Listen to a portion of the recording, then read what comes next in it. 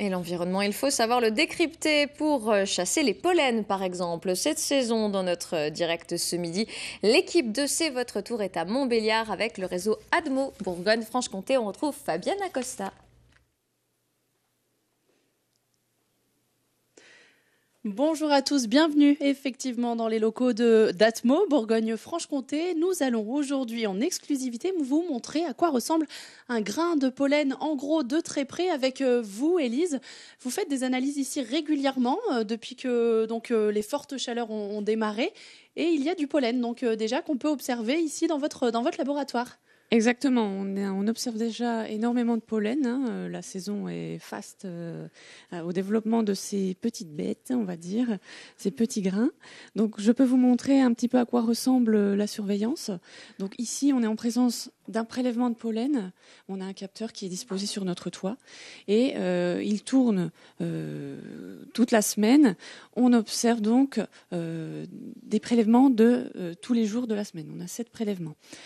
Le but du jeu ici, ça va être de préparer ces prélèvements pour les mettre à l'observation au microscope. Et puis, le microscope va nous permettre d'identifier les pollens qui sont actuellement présents dans l'atmosphère.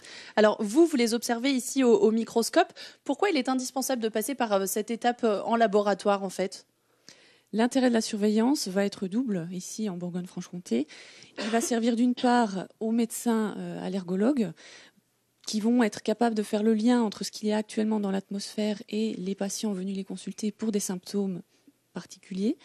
Et puis, il va être également intéressant pour les gens qui sont allergiques, puisqu'ils vont être capables de savoir, en sachant ce qu'il y a actuellement dans l'atmosphère, ils vont pouvoir anticiper leur traitement et ainsi éviter d'être un petit peu gênés par la présence de ces pollens dans l'atmosphère. Alors là, en quelques mots, décrivez-nous un petit peu ce pollen que l'on voit grâce au microscope. Alors ici, on a le grand méchant du moment, c'est le pollen de bouleau, qui fait beaucoup parler de lui, hélas, qui a ses propres caractéristiques, comme vous le voyez, un petit peu comme vous et moi. On a chacun une façon les yeux de telle couleur, le nez de telle forme, etc. Les pollens ont également leurs propres caractéristiques qui nous permet à nous de les identifier. Merci Élise. Alors ces pollens sont prélevés sur les toits avec des capteurs. Je vous y retrouve tout de suite avec une autre invitée. Et nous voilà donc sur les toits d'Atmo Bourgogne-Franche-Comté, ici à Bar, sur les toits où je retrouve Anaïs. Vous travaillez, vous, avec ces capteurs directement pour prélever les taux de pollen. Montrez-nous un petit peu comment ça se passe, Anaïs. Alors c'est très simple, nous voyons ici le capteur. Ici, il est menu d'une petite pompe qui va aspirer l'air. L'air rentre par la buse qui se situe à cet endroit et les pollens ainsi que tout ce qui peut y avoir de présent dans l'air à ce moment-là va être collecté à l'intérieur sur une bobine qui est recouverte d'une substance collante qui vont piéger les pollens. Alors je peux vous la montrer si vous voulez. Très volontiers, je tiens votre micro. C'est lourd donc. Alors c'est un peu lourd et c'est surtout très jointif de façon à éviter que l'eau ne rentre. Donc là vous voyez les traces jaunes qui correspondent aux dépôts de pollen qui ont été collectés sur la semaine. La bobine fait un tour complet dans la semaine, je la récupère tous les mardis matins.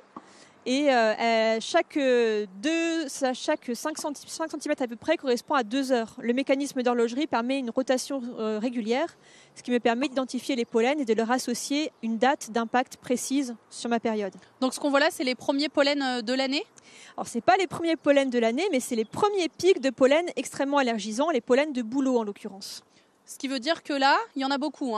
Alors là, pour moi, vu les dépôts qu'il y a, je considère qu'il y en a effectivement beaucoup. La semaine passée, nous avions compté 7000 grains de pollen au total. Et là, je pense qu'on va avoir des niveaux au moins équivalents, peut-être supérieurs.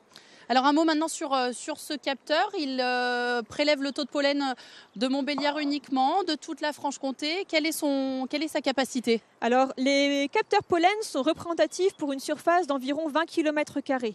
On considère que ce capteur-ci est représentatif de tout le nord de la Franche-Comté, tout simplement parce qu'on va retrouver les mêmes végétaux, mais surtout ils vont avoir le même avancement dans leur cycle de vie. Un arbre qui pollinise en ce moment à Montbéliard va polliniser exactement à la même période du côté de Vesoul par exemple. Donc il est représentatif de toute la zone nord.